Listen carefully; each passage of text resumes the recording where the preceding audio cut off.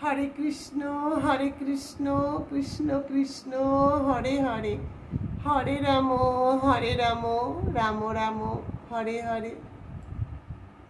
একদিন রাধারানী নিধুবনে বসে বসে কান্না করছিলেন। তার কান্না শুনে সখীরা ললিতা বিশাখা জিজ্ঞাসা করলেন, হে সখী, হে রাধে, কেন কাঁদছিস? কি হয়েছে তোর? আমাদের বল। তখন রাধারানী তার সখী ললিতা বিশাখাকে বললেন, আমার কি হবে রে? আমার যে নরকেও ঠাঁই হবে না। তখন এই কথা শুনে তার সখীরা বললেন, কেন রাধে, কি হয়েছে? কি করেছিস তুই যে নরকে ঠাঁই হবে না? তখন রাধারানী বললেন, আমি একা নারী, আর আমি এক নারী তিনজন পুরুষকে ভালোবেসে ফেলেছি। তখন ললিতা বিশাখা জিজ্ঞাসা করলেন, তিনজন পুরুষ কে কে? আমাদের বলো। তখন রাধারানী বললেন, মা যশোদার কানাইকে আমি ভালোবেসে ফেলেছি।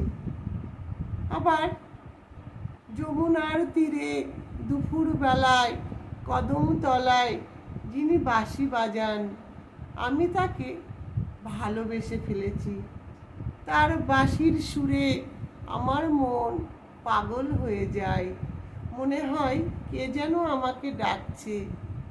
তাই সেই বাঁশিওয়ালাকে আমি ভালোবেসে ফেলেছি। আবার সকলেই কৃষ্ণের কথা বলে, কৃষ্ণের রূপের কথা বলে, কত সুন্দর তার রূপ। সেই রূপের কথা শুনে আমি কৃষ্ণকে ভালোবেসে ফেলেছি। তাই আমার কি হবে সখী? আমার কি নরকেও ঠাঁই হবে না? তখন এই কথা শুনে সখীরা হাসতে লাগলেন। হাসতে হাসতে বললেন, হে সখী, হে রাধে, এই তিনজন পুরুষ যে একজনই। তখন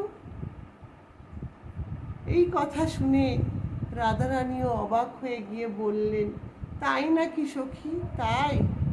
তখন ললিতা বিশাখা বলতে লাগলো যে যে তিনজন পুরুষের কথা বলছো, সেই তিনজন যে একজনই, শ্রীকৃষ্ণ। তখন এই কথা শুনে ললিতা বিশাখার সাথে রাধারানীও হাসতে লাগলেন। হরে কৃষ্ণ, রাধে রাধে।